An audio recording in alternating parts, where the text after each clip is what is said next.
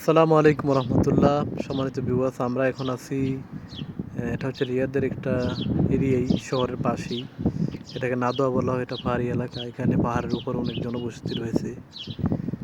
আপনাদেরকে দেখাবো এর কিছু একটু অংশ। এদেশের পাহাড়গুলো শুধু পাথর আর বালি। দেখুন,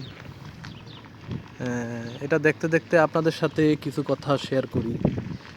আল্লাহ রব্বুল আলামিন আমাদেরকে অনেক নিয়ামত দিয়েছেন, কিন্তু বেশিরভাগ ক্ষেত্রেই আমরা সেই সবের নিয়ামতের দিকে ফোকাস না করে আমাদের যা যা নাই তা নিয়ে আমরা খুব বেশি চিন্তিত এবং হতাশ হয়ে পড়ি। আমরা হয়তো চিন্তা করি যে আমাদের বাড়ি নাই, ঘর নাই, গাড়ি নাই, বা আমাদের প্রয়োজনীয় যেই জিনিসপত্র সেগুলো নাই, বা আমাদের জীবনে অনেক সমস্যা, সেই সমস্যাগুলোর দিকে আমরা সবসময় ফোকাস করি।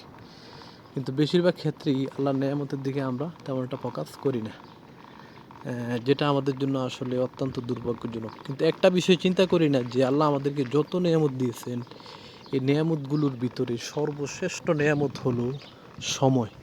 আল্লাহ রব্বুল আলামিন আমাদেরকে সময় দিয়েছেন। আমরা হাজারো গুনাহ করার পরে এখনও আমরা জীবিত আছি, এবং আল্লাহ রব্বুল আলামিন আমাদের গুনাহগুলো মানুষের সামনে প্রকাশ করেন না, আমাদেরকে তওবা করার সুযোগ দিয়েছেন, সংশোধন হয়ে আল্লাহর দিকে ফিরে আসার যে সুযোগ দিয়েছেন।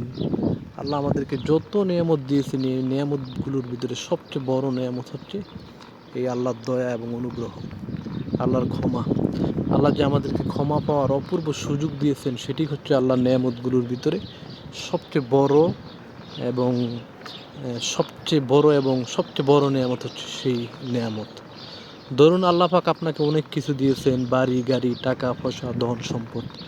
আপনি পাপে নিমজ্জিত, আপনি তওবা করার সুযোগ পেলেন না, আল্লাহর দরবারে একজন খারাপ বান্দা হিসেবে, বেঈমান হিসেবে উপস্থিত হয়েছেন। তাহলে আপনার এই ধন সম্পদ, টাকা পয়সা, এগুলোর বাস্তবিক অর্থে কোনো মূল্য রইল না। আল্লাহ আমাদেরকে যে সময় দিয়েছেন, আমরা ইচ্ছে করলেই নিজেকে পরিবর্তন করতে পারি। আমরা ইচ্ছে করলে হয়তো ধনী হতে পারবো না, কিন্তু ইচ্ছে করলে নিজেকে পরিবর্তন করতে পারি। ইচ্ছে করলে তওবা করতে পারি, ইচ্ছে করলে আল্লাহর নিকটবর্তী হতে পারি। ইচ্ছে করলেই আমরা নিজেদের চরিত্রের ভিতরে যেই ছোটোখাটো সমস্যাগুলো রয়েছে, যার যে সমস্যাগুলো আছে, এই সমস্যাগুলোকে সমাধান করে একজন পরিপূর্ণ মানুষের মতো মানুষ হতে পারি, যেটা আল্লাহ আমাদেরকে দিয়েছেন। এই সময়কে সঠিকভাবে কাজে লাগাতে পারি আমরা। আল্লাহ রব্বুল আলামিন যে কথাগুলো বললাম, সেটা যেন আমি নিজে আমল করতে পারি এবং আপনারাও যাতে করতে পারেন, আল্লাহ সেই বিষয়ে আমাদেরকে তৌফিক দান করুন। সবচেয়ে বড় যেই বিষয়টা, সেটা হচ্ছে ব্যক্তিত্ব সম্পন্ন হওয়া। ব্যক্তিত্ব সম্পন্ন। এখন আপনি বলতে পারেন যে আমার তো টাকা নাই, পয়সা নাই, বা অত বড়, অত বেশি মান সম্মান, বা অত বেশি পরিচিত নাই, তাহলে আমি কীভাবে ব্যক্তিত্ব সম্পন্ন হব? দেখুন, ব্যক্তিত্ব সম্পন্ন মানে কি? আপনার কথা বার্তা, কাজ, তারপর হচ্ছে আপনার কর্ম, আপনার আচরণ, এগুলো দ্বারা মানুষকে প্রভাবিত করা।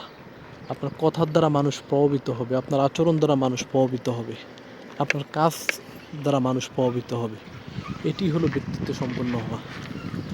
ব্যক্তিত্ব সম্পন্ন হওয়া, আপনি একজন রিক্সাওয়ালা, কিন্তু আপনার কথা বার্তা, কাজ কর্ম, আচার ব্যবহার, মানুষকে আপনার প্রশংসা করবে, মানুষ আপনার মতো হওয়ার জন্য চেষ্টা করবে। এটি হচ্ছে ব্যক্তিত্ব সম্পন্ন হওয়া। ব্যক্তিত্বহীন মানুষের কোনো মূল্য সমাজে নাই। আসসালামু আলাইকুম।